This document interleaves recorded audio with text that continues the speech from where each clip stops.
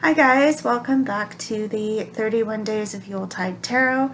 My name is Meg and I have a new reading for you today.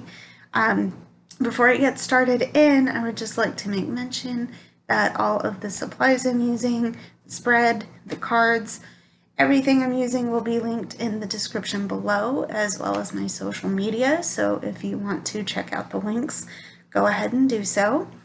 Also, if you'd like to see more content from me like this or my vlog style videos, go ahead and check out my YouTube. Go ahead and click the subscribe button if you like what you see, and click the bell notification to be in the loop as to when I post new videos like this. So, to get started, this is day 20.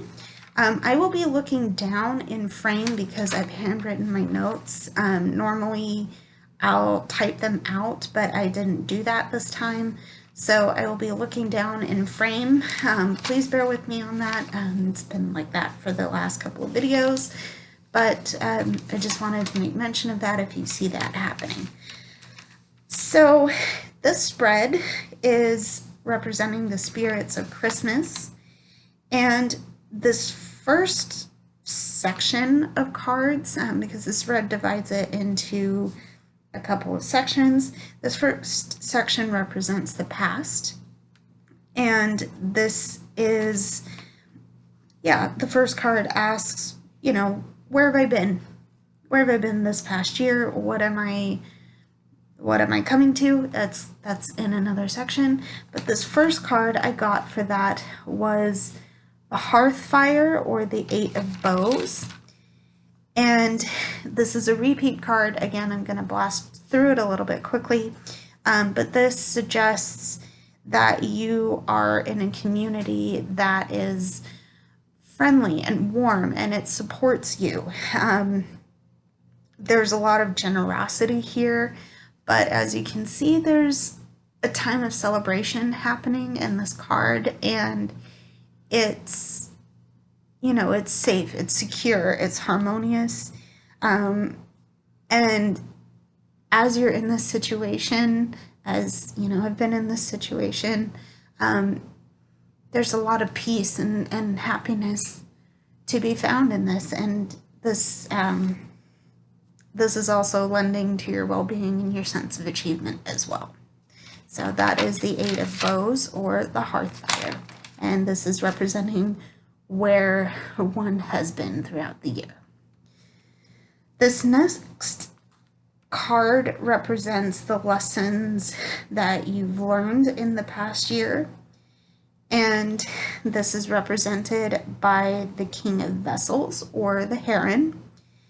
And here it suggests that you have a very strong belief and sense of fairness and honesty, and that all of this colors your decision making.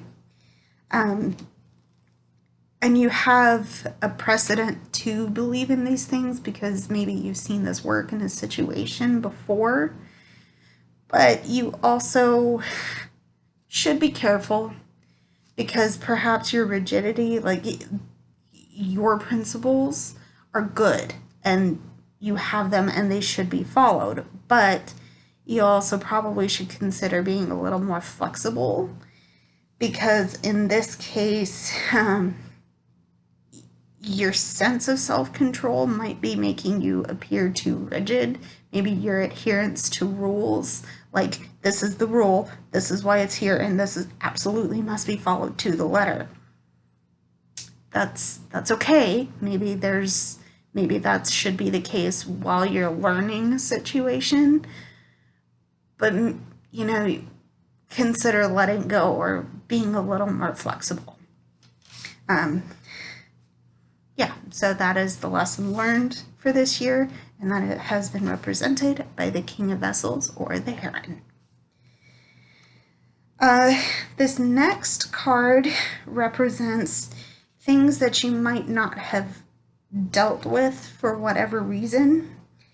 I'm going to interpret this to mean that maybe you've been in a headspace that hasn't allowed you to, or you've not addressed things from your past. I feel like this also might represent maybe the necessity of doing shadow work if you follow a Wicca or you're pagan or whatever your religious spiritual tradition might be, if you have one. If not, that's great.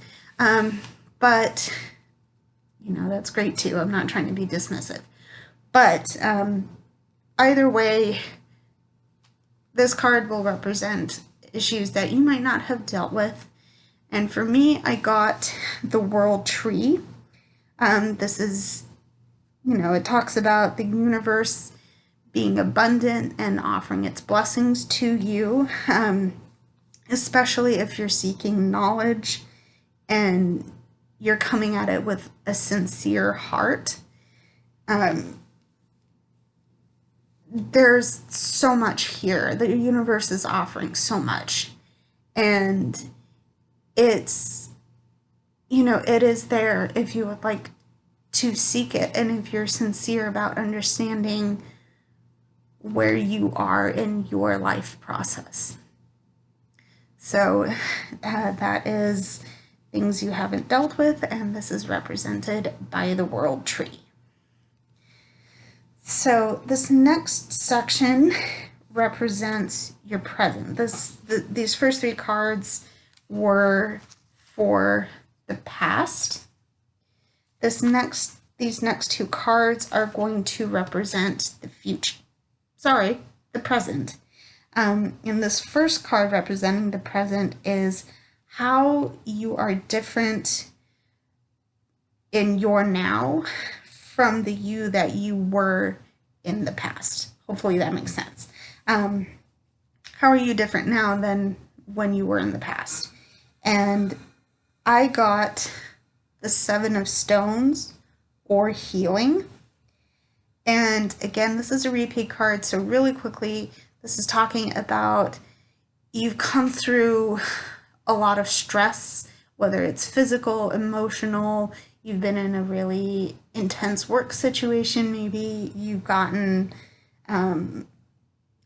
through a situation that maybe hasn't necessarily been ideal, but now you're healing from it.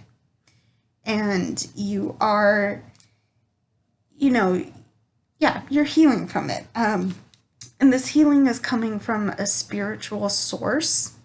So, no, you might not understand it, but now that you're taking a step back, it's like, okay, I'm ready to heal my hurts. I'm ready to maybe let go of energies that aren't serving me anymore. You're going to come right from this. You're starting the process. Maybe you're in the middle of your process, but either way, your sense of wholeness and well-being is coming back to you. And that's good. That's good. That's important.